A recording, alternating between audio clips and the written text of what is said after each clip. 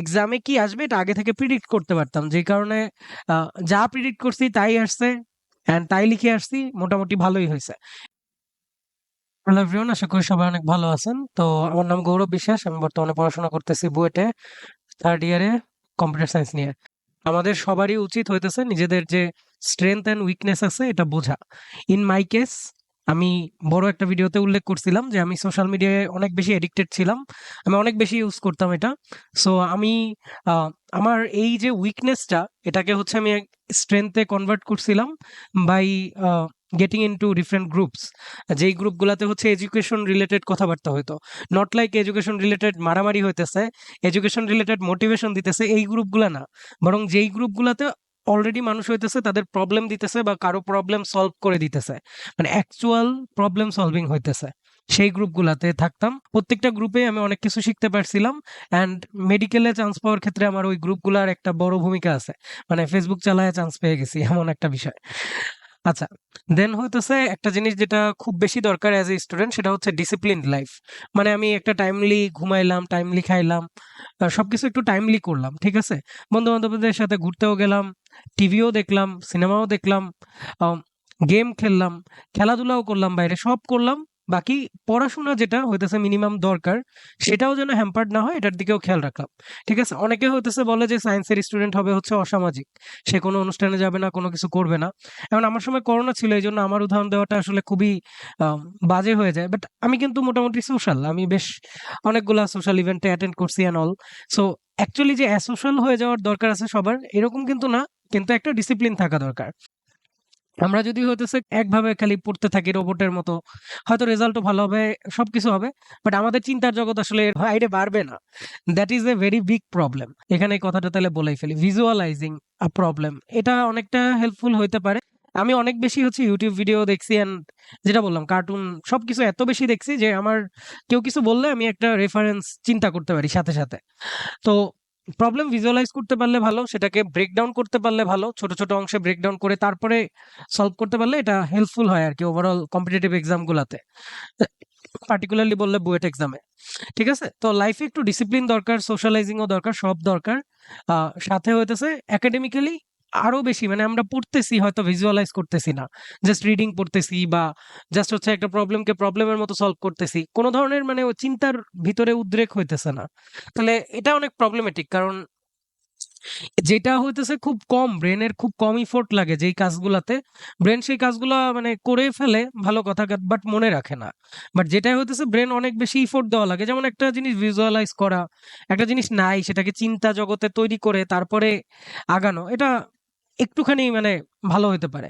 আচ্ছা, সো আর যেটা বলতেছিলাম যে ভিজুয়ালাইজিং এটা সবসময় যে ব্রেনেই করতে হবে এমন না, খাতায় হচ্ছে এঁকে এঁকেও করা যায়, ছবি এঁকে করা যায়, বিভিন্ন ফিজিক্স এবং ম্যাথের যে প্রবলেমগুলো আছে এগুলা ছবি এঁকে একটুখানি বুঝে তারপরে আগাইলে ভালো হয়। দেন আরেকটা জিনিস হইতেছে বলা যায়, যেহেতু ভিজুয়ালাইজেশন নিয়ে কথা বলতেছি, সিমুলেশন টাইপের আর কি। ব্রেনে অলরেডি একবার যেটা আমি প্রবলেমটা সলভ করে ফেলছি, আরেকবার চাইলে একটু রিভাইজ দিতে পারি যে আমি নিজেই কি কি করছি, সেটাকে হইতেছে একবার রিভাইজ দিয়ে ফেললাম, বলা যায় কিছুটা। ঠিক আছে, so revising what we did, ঠিক করলে সেটাকেও, ভুল করলে সেটাকেও। আচ্ছা, এই যে বিভিন্ন জায়গায় যে আমি প্রশ্নগুলো ভুল করছি, স্টিল ওগুলো কোশ্চেন ব্যাংকেরই ছিল। সো অনেক বেশি পড়ার পরেও যে পুরোটা 100% নিজের ভিতরে থাকবে এরকম না, বাট উদ্ভাসের কনসেপ্ট বুকগুলো মোটামুটি রিভাইজ দেওয়ার জন্য ভালো। বড় একটা এক্সাম হতে পারে, যে কলেজের অনেক বড় একটা এক্সাম, ফিজিক্স অনেক বড় বড় চ্যাপ্টার, সো তখন হচ্ছে অনেক টাইপের ম্যাথ দেখা, অনেক থিওরি দেখা, এগুলো পসিবল নাও হতে পারে। সো সেই ক্ষেত্রে উদ্ভাসের ফিজিক্সের কনসেপ্ট বুকটা অনেক হেল্পফুল হতে পারে। আর কিউবি মানে কোশ্চেন ব্যাংক, এটা হচ্ছে যারা ইঞ্জিনিয়ারিং অ্যাসপিরেন্ট তাদের ইঞ্জিনিয়ারিং সলভ করা উচিত, এন্ড আমার মতে ভার্সিটি কটাও সলভ করা উচিত, অনেক সময় কমনও পড়তে পারে। এন্ড যারা ভার্সিটি কও করতেছে তাদেরকেও বলবো যে ইঞ্জিনিয়ারিং অ্যান্ড মেডিকেলের কোশ্চেন ব্যাংকটাও করে রাখা ভালো, কারণ দেখা যায় ওভারঅল তাইলে মোটামুটি সব কমনই পড়ে। এক্সামে কি আসবে এটা আগে থেকে প্রিডিক্ট করতে পারতাম, যে কারণে যা প্রিডিক্ট করছি তাই আসছে, এন্ড তাই লিখে আসছি, মোটামুটি ভালোই হয়েছে। আচ্ছা, আর আমাদের হচ্ছে কনস্ট্যান্টলি এইচএসসি লেভেলে অনেক হেল্পের দরকার হইতে পারে, সেই ক্ষেত্রে আমরা সিনিয়রদের অ্যাপ্রোচ করতে পারি, জুনিয়রদেরও অ্যাপ্রোচ করতে পারি, কেউ যদি জুনিয়র থাকে ভালো পড়ালেখায়, যে বিষয়টা পারে বোঝে, তার কাছেও হেল্প চাওয়া যায় অ্যাকচুয়ালি। আর ব্যাচমেটরা তো আছেই, ব্যাচমেট আছে, যে যেই কলেজেই পড়ুক সেই কলেজের টিচাররা আছে, কোথাও কারো কাছে কোচিং করলে সেই কোচিং এর স্যাররা আছেন। তো সেখান থেকেও হইতেছে কখনো কোনো প্রবলেমে আটকায় গেলে তাদেরকে অ্যাপ্রোচ করতে পারি। ঠিক আছে? অ্যান্ড যেটা বলতেছিলাম যে গাইডলাইন হিসেবে এটাই জাস্ট যে তুমি হচ্ছে উদ্ভাস কনসেপ্ট বুক পড়ো অ্যান্ড কোশ্চেন ব্যাংক সলভ করো, দেন বারবার just read repeat and revise, তারপর হচ্ছে বারবার প্র্যাকটিস করো প্রশ্ন। আর কোথাও আটকে গেলে এই যে মানুষজনকে অ্যাপ্রোচ করো, এইটুকুই গাইডলাইন হিসেবে। আর কি বলা যায়? খাওয়া ঘুম এসব একটু টাইমলি করো, একটু যেটা বললাম ডিসিপ্লিন থাকা দরকার লাইফে অ্যাকচুয়ালি। সো ওইটা আর কি। আর যেটা নিয়ে হইতেছে মানুষজন স্বীকার করে বা করে না, সেটা হইতেছে যে টপার হইতে হলে লাখও লাগে, রেজাল্ট ভালো হইতে হলে অনেক ক্ষেত্রেই হচ্ছে লাখ লাগে।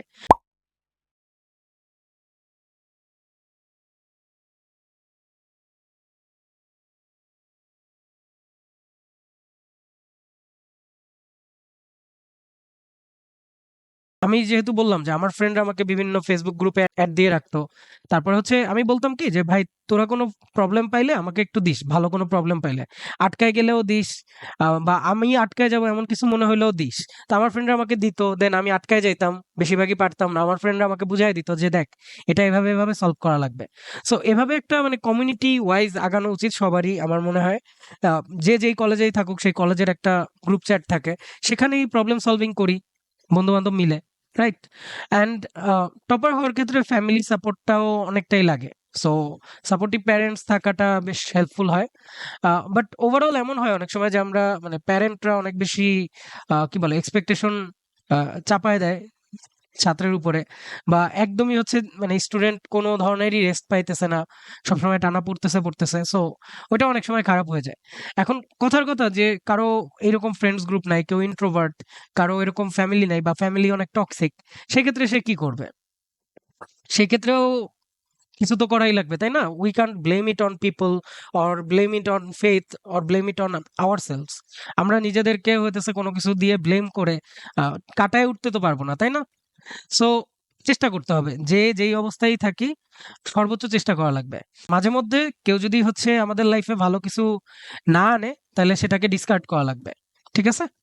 সো আমি একটা কাজ করতাম, সেটা হইতেছে যে রাতে ঘুমানোর আগে বলতাম যে ভালো কিছু বলতাম নিজেকে যে আগামী দিন আমি আরো ভালো কিছু করব, আরো অনেক পড়বো, মেবি আরো অনেক মানুষকে হেল্প করার ট্রাই করব, এরকম কিছু একটা।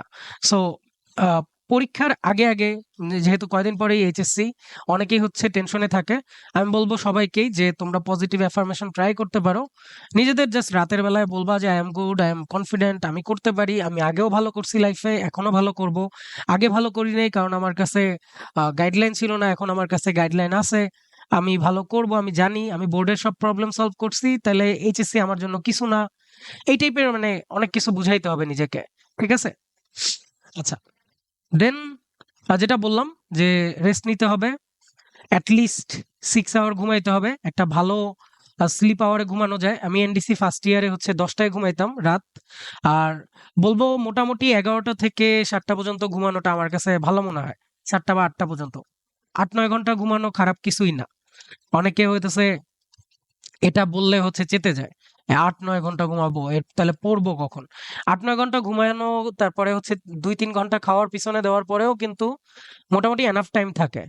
যদি হইতেছে আমরা নিজেরা পড়ি। এখন জিনিসটা হইতেছে কি যে আমরা অনেক বেশি হয়তোবা অনেকে কোচিং করতেছি, বাইরে পড়তেছি। আমাদের এনার্জিও যাইতেছে, অনেক কষ্টও হইতেছে। কোচিং এ স্যার কি করাইছে ওটা আর কখনো পড়লামই না বা রিভাইজ দিলাম না। তখন হয় কি ওটা আসলে আর ফ্রুটফুল থাকে না। সো একটুখানি প্রপার ওয়েতে পড়াশোনা করা উচিত। ৮-৯ ঘন্টা ঘুম হোক, ৬ ঘন্টা, ৬ থেকে ৯ ঘন্টা ঘুম মোটামুটি আমার কাছে ভালো মনে হয়। সো একটু প্রপার রেস্ট নিয়ে দেন প্রপার প্ল্যানিং নিয়ে হচ্ছে পড়া উচিত। যেগুলা ইম্পর্টেন্ট টপিক সেগুলা আগে পড়ে নেওয়া দরকার। যেগুলা এক্সামে আসে সেগুলা আগে পড়ে নেওয়া দরকার। এক্সামে আসে, এক্সামে যা আসে সেগুলা কোথায় আছে? টেস্ট পেপারে আছে যদি বোর্ডের কথা বলি, আর কোশ্চেন ব্যাংকে আছে যদি হচ্ছে অ্যাডমিশনের কথা বলি। তো এইগুলা হচ্ছে আগে পড়ে নেওয়া দরকার, বারবার রিভাইজ দিয়ে নেওয়া দরকার। দেন হচ্ছে এগুলার পরে হইতেছে লেস ইম্পর্টেন্ট টপিক গুলাকে টাচ করা উচিত। যেগুলো কখনো আসে না অ্যান্ড অল। আর পড়ার ক্ষেত্রে আমি যেই টেকনিকটা হচ্ছে করতাম সেটা হতেছে যে বায়োলজি বা থিওরিটিক্যাল সাবজেক্টের ক্ষেত্রে পড়ার ক্ষেত্রে এক একটা অ্যাপ্রোচ। কিছু অ্যাপ্রোচ হচ্ছে যে জাস্ট রিডিং পড়ে গেছি, কিছু হচ্ছে যে সাথে কম্পারিজন করে করে পড়ছি, নিজে নিজে ছক বানাইছি যে এই কাহিনী হয়, দেন নিজেকে হইতেছে পড়াইছি, নিজেকে একটা ইনোভেটিভ ওয়েতে পড়ানোর ট্রাই করছি। ঠিক আছে, দেন যেটা বললাম যে বায়োলজি রিলেটেড কিছু হইলে ইউটিউবে সিমুলেশন দেখে নিছি কিছু, যেমন হইতে পারে ওই যে সেন্ট্রাল ডগমা, রেপ্লিকেশন, ট্রান্সক্রিপশন, ওইগুলা। ঠিক আছে, দেন আরো অনেক কিছু যে যেইখানে যেটা ভিজুয়ালাইজ করতে প্রবলেম হইতেছে ইউটিউবে সার্চ দিলে মোটামুটি সিমুলেশন পাওয়ার কথা। আচ্ছা, সো পড়ার পরের কাজ হইতেছে অ্যাকচুয়ালি রিভাইজ দেওয়া, মানে ওই জিনিসটাকে আবার পড়া, ভালো মতো পড়া। সো আমি পড়ার ক্ষেত্রে একটা জিনিস বলি যে ফিজিক্স পড়ার ক্ষেত্রে আমরা চাইলে হইতেছে মাইন্ড ম্যাপ ফলো করতে পারি। ফিজিক্স ম্যাথ যেখানে যেখানে আর কি পুরোটাই ফর্মুলা বেসড পড়াশোনা। কেমিস্ট্রিতেও অনেক আছে যে ফর্মুলা আছে খালি। তো এখানে একটা মাইন্ড ম্যাপ টাইপের, বা এখানে ওই যে আহ, আমরা কেমিস্ট্রিতে ইকুয়েশন লিখি তাই না, কেমিক্যাল ইকুয়েশন। সো এইগুলা হতে পারে যে আমি হাতে একবার লিখলাম, দেন ম্যাপ বানাইলাম একটা, একটা ইকুয়েশন থেকে আরেকটা ইকুয়েশন, তারপরে আরেকটা, তারপর আরেকটা কেমিক্যাল যে ইকুয়েশন গুলো আছে, রাসায়নিক সমীকরণ, সেগুলোর একটা ছক বানায় ফেললাম। আর এখন এগুলো হচ্ছে রেডিমেড পাওয়া যায়, উদ্ভাস থেকে দেয়, বিভিন্ন কোচিং সেন্টার থেকে দেয়। সো ওইগুলো আমরা দেখতে পারি। এই যে বায়োলজির কথা বললাম, কম্পারিজনের ছক, এগুলা বিভিন্ন কোচিং সেন্টার প্রোভাইড করে, সেগুলাও পড়ে দেখতে পারি। বাট আমার কাছে তারপরেও মনে হয় যে নিজের একটা ভার্জন থাকলে সেটা বানাইতে যে পরিশ্রমটা যায়, সেখানে মানে কাজ করতেছে তো ব্রেন, কিছুটা মনে রাখতে পারে ভালো হয়তো। ঠিক আছে, এন্ড তুমি যেহেতু নিজেই পুরো পাথটা একবার মানে ওয়াক থ্রু করে আসছো, তুমি জানো তাইলে ভালো মতোই যে কোথা থেকে কোথায় যাওয়া যায়। ঠিক আছে, সো মাইন্ড ম্যাপ বলে, মাইন্ড ম্যাপ বানায় নিতে পারো, অথবা ফর্মুলা শিট বলতে পারো, ফর্মুলা শিট বানায় নিতে পারো। আমি আমার ফর্মুলা শিট হইতেছে একটা ইনফিনিটি অ্যান্ড বিয়ন্ড নামে একটা টেলিগ্রাম চ্যানেল আছে, ওইখানে ক্লাস নোটের শুরুর দিকে হচ্ছে আমার ফর্মুলা শিটটা দিয়ে দিছি, ফিজিক্সে আমি যেটা বানাইছিলাম। এইটা হইতেছে আমার ফর্মুলা শিট, 28 পেজের একটা ফর্মুলা শিট। এইখানে হইতেছে মোটামুটি ফিজিক্সের সব চ্যাপ্টার ছিল। সো প্রথমে এটা অ্যাকচুয়ালি পুরোটাই ল্যান্ডস্কেপ মোডে লেখা। সো প্রথম 2 পেজ যেহেতু মানে ফার্স্ট চ্যাপ্টারটা অনেক ছোট, তাই হইতেছে 1 পেজে রাখার জন্য এভাবে নিছি। দেন ভেক্টর থেকে এখান থেকে শুরু হয়েছে। আচ্ছা, আমি হইতেছে বলতেছি না যে সবার ক্ষেত্রে একই মেথড হইতেছে কাজ করবে, বাট অনেকের ক্ষেত্রেই হইতে পারে যে এই মেথডটাই কাজ করলো। ঠিক আছে, এই যে ফর্মুলা শিট বানায়, তারপরে মানে আমি কিন্তু প্রত্যেকটা ফর্মুলা লেখার সময় কোনটা কি কেন কি কিছু কিছু আইডিয়া দিয়ে রাখছি। ঠিক আছে, এটা আমার জন্য অনেক হেল্পফুল ছিল। আমার ওভারঅল প্রত্যেকবার ফিজিক্স এই ফর্মুলা শিট থেকেই রিভাইজ দিছি। তো হইতে পারে যে অন্যদের ক্ষেত্রেও হেল্পফুল হইলো। দেন কিছু শর্টকাটও হচ্ছে নিজের মতো লিখে রাখছি হয়তো। রিহার্স বলতে আমি বুঝাইতেছি হচ্ছে প্র্যাকটিস করতে হবে, অনেক ম্যাথ প্র্যাকটিস করতে হবে। আচ্ছা, দেন এইটাই রিপিট করা লাগবে বারবার। সো এইখানে হইতেছে আমি যদি হচ্ছে একটা ইন্টিগ্রাল ইনপুট দেই, তাহলে সে আমাকে পুরোটা সলভ করে দেয়, এবং সে সলভ করে হইতেছে পরে প্রসেসটাও দেখায় দেয়। এই হচ্ছে শো স্টেপে আমি যদি চাপ দিই তাহলে সে আমাকে প্রসেসটাও দেখায় দিবে। সো ইন্টিগ্রেশন, ডিফারেন্সিয়েশন, তারপরে অন্যান্য ম্যাথের সবকিছুর এরকম কিছু সাইট আছে। আমার ফ্রেন্ডের বানানো একটা সাইট আছে যে কম্বিনেশন পারমুটেশনও সলভ করে দেয়, এন্ড মনে হয় এক্সপ্লেইনও করে পরে। তো আমি ওই লিঙ্কগুলো হচ্ছে ডেসক্রিপশনে দিয়ে রাখবো না। কারো যদি মনে হয় যে না আমার একটু ভালো কোনো কিছুতে আটকে গেলে আমি একটু অনলাইনে হেল্প নিব, so you know where to get the help from. আচ্ছা, সো আবার আসি, প্রিপারেশন স্টেজ যদি ভালো মতো শেষ হয়, তারপরে অ্যাকচুয়ালি পুরো রেজাল্টই ডিপেন্ড করে এক্সাম হলে আমি কেমন পারফর্ম করতেছি। সো হইতে পারে যে প্রথম যে এক্সাম হলে কি ডিসাইড করা লাগে যে কোনটা দিয়ে শুরু করব। সো আমার কথা হইতেছে যে যেটা শুরুতে থাকে ওটা দিয়ে শুরু করা বেটার। সো বইতে ম্যাথ থাকে শুরুতে, দেন ফিজিক্স থাকে, দেন কেমিস্ট্রি থাকে। সো এইভাবে গেলে 1 থেকে শেষ পর্যন্ত যাওয়া যায়। এখন 40টা প্রশ্ন থাকে, ম্যাথ থেকে 14টা, বাকি 2টা থেকে 13টা, প্রত্যেকটায় 10 mark. So most of the time দেখা যায় যে বুয়েটে যে ফিজিক্স আসে সেটা ফর্মুলা বেসড আসে, খুব বেশি কঠিন আসে না। ইভেন ম্যাথে একটু চিন্তা হয়তো করা লাগতে পারে। আর কেমিস্ট্রি তো মোটামুটি থিওরিটিক্যালি আসে বেশিরভাগ, মানে কিছু থিওরি আসে, কিছু ম্যাথ আসে। ম্যাথের পার্ট গুলো তো ওই যে ফর্মুলা বেসডই, আর বাকিটা থিওরি পুরা। আচ্ছা, এক্সাম হলে ঢোকার আগে একটু নিজেকে কনফিডেন্স বুস্ট দিতে পারলে হচ্ছে ভালো হয়। আমি যেটা করতাম হইতেছে বাথরুমে গিয়ে নিজেকে বুঝাইতাম যে আমি অনেক ভালো পারি, আমার সব মোটামুটি ক্লিয়ার, আমি জানি আজকের পরীক্ষায় যা আসবে আমি অলরেডি জানি। এক্সাম হল মানে আসবে পরীক্ষার, মানে জাস্ট লিখে আসবো, শেষ। ঠিকঠাক মনোযোগ দিয়ে সব লিখে আসবো, যেন কোথাও কোনো ভুল না হয়, এইটুকুই। অ্যান্ড আমি অনেক পড়ালেখা করছি, মানে এটা নিজেকে বলতে হয়, যদি পড়ালেখা কমও করা থাকে। আমি অনেক পড়ালেখা করছি, এনাফ করছি, এত বেশি করছি যেটা যথেষ্ট, এর বাইরে আর দরকার নাই। ঠিক আছে, এরকম বুঝায় নিজেকে, তারপর এক্সাম হলে গেলে মনে হয় ভালো, ওভারঅল একটা কনফিডেন্স ভালো থাকে। বাট ওভার কনফিডেন্ট হইলে হচ্ছে খারাপ। So never celebrate too early. আমার ক্ষেত্রে যেটা হয়েছিল যে আমি বুয়েটে গেছি, আমি প্রশ্ন দেখছি, দেখি যে যা ভাবছি তেমনই আসছে, কোনো ধরনের কোনো নাই, মিসম্যাচ নাই। সো আমি মনে হয় একটু যেই প্রবলেমে আমি খুব কনফিডেন্ট ছিলাম যে এটা তো হবেই, কারণ আমি আগের দিনই সলভ করছি বা 2 দিন আগেই সলভ করছি এরকম একটা প্রবলেম। সো ওই প্রবলেমই আমার ভুল গেছে, মাইনর ভুল হোক মেজর ভুল হোক, ভুল গেছে। So never celebrate too early. আর আমার হয়েছিল কি যে 6 মিনিট ছিল, 2টা প্রশ্ন ছিল, আমার ব্রেন ক্লান্ত ছিল।